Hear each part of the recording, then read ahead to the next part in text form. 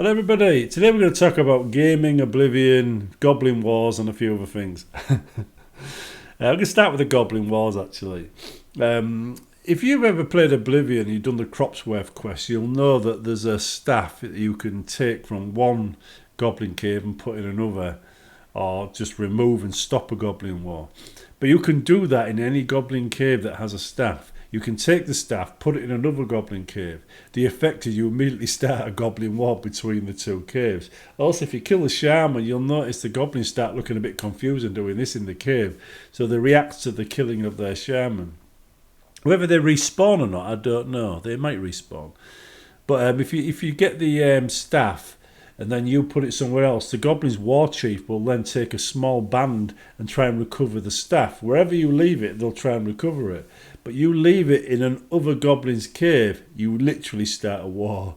Which means you're walking around, going out of Skingrad towards Imperial City, Goblin War Band walks past you, starts attacking everything. They're like a plague of locusts that just walk across the map and killing everything. Or if you were like in other areas, anywhere where there's a Goblin cave, it'll work. But it's random. I mean, you could be running around doing Knights of the Nine, trying to find the shrines, and suddenly a gang of goblins walk past.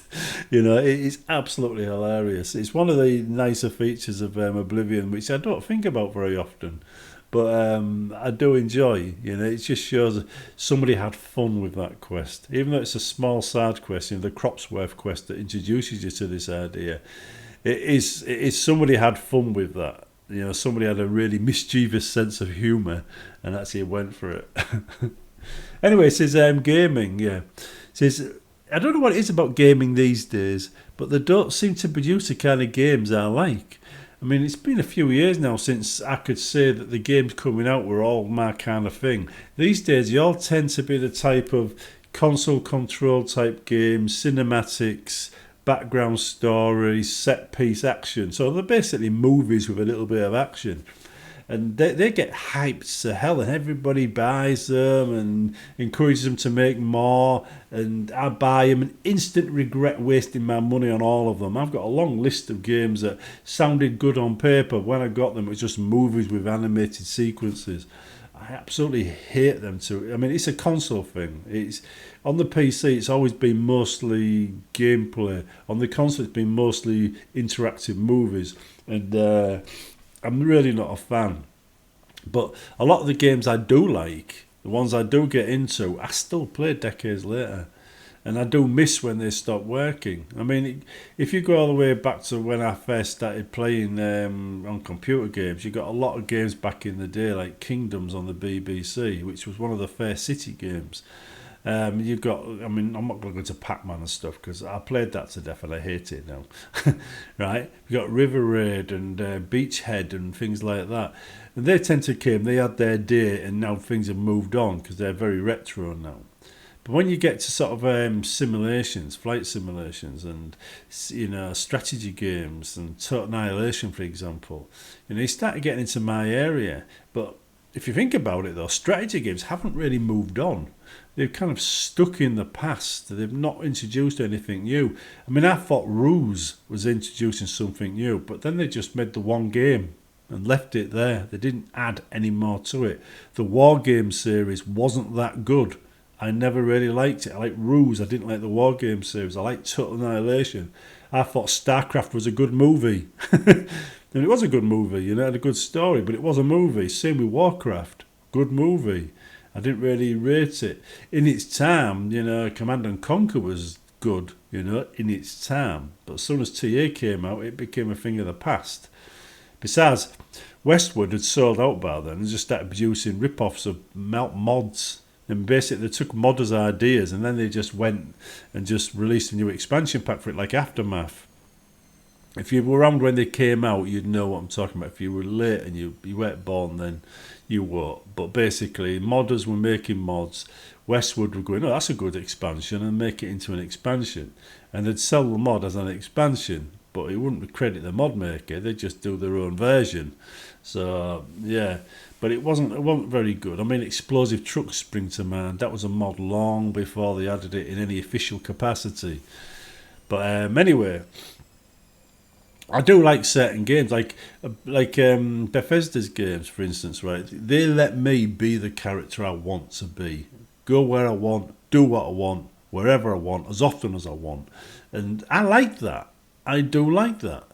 When you've got games that steer you down a certain path, I don't really like that. Although you do get some really good examples of that, like Deus Ex, like Dishonored, maybe Bioshock, the original one. You know, these are all games that steer you down a certain path, but they do it in such a way where it's actually entertaining, whereas other games it's just monotonous.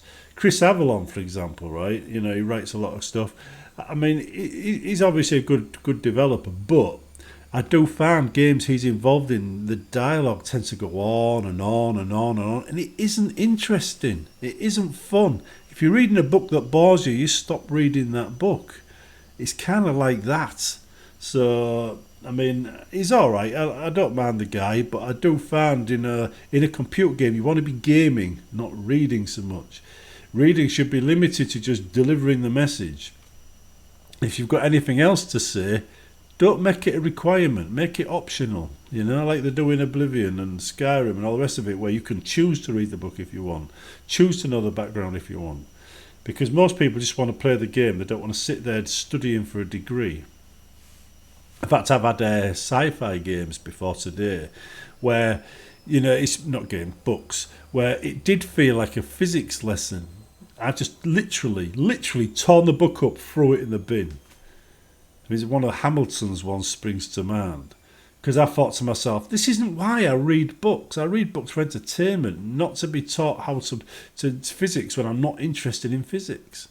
So it just sounded like, it felt like that at the time anyway. Plus, being a bit dyslexic, there are certain styles of writing just make it really hard to absorb, you know, what's being said. You can read it and read it and read it, and it just doesn't sink in at all. But other styles are absorbed so quickly, you just page turning really fast. Like Harry Harrison, Asimov, that kind of thing. They're page turners for me. Where Mark Hamilton was like walking through treacle. So, but yeah, that's just books for you though. But I've been playing Oblivion again recently. I started a new character, and I'm just walking around exploring. It turned into use a character to do all the things I did when I first played the game. All them side quests and little things that you always do. Because when you play a game later on, let's face it, what you do is you dive into the game, you start playing, and then eventually you go through all the main quests, and then you stop playing. But when you first started, you did every single side quest, every single, faction. And in Oblivion, if you do factions in the wrong order, some quests become, they're not exactly playable. Like, for instance, the Dark Brotherhood kills off one of the Thieves Guild's, fences.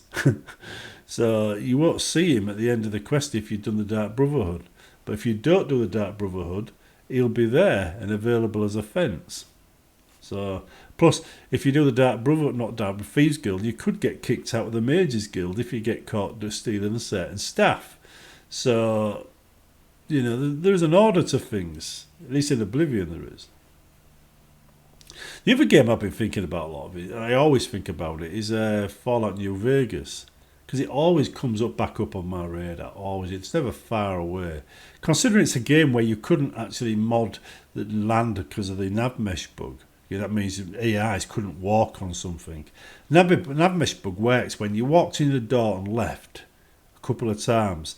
The inside of that room became unusable to AIs. So if you had any NPCs, they couldn't use that room. They just stood there like statues.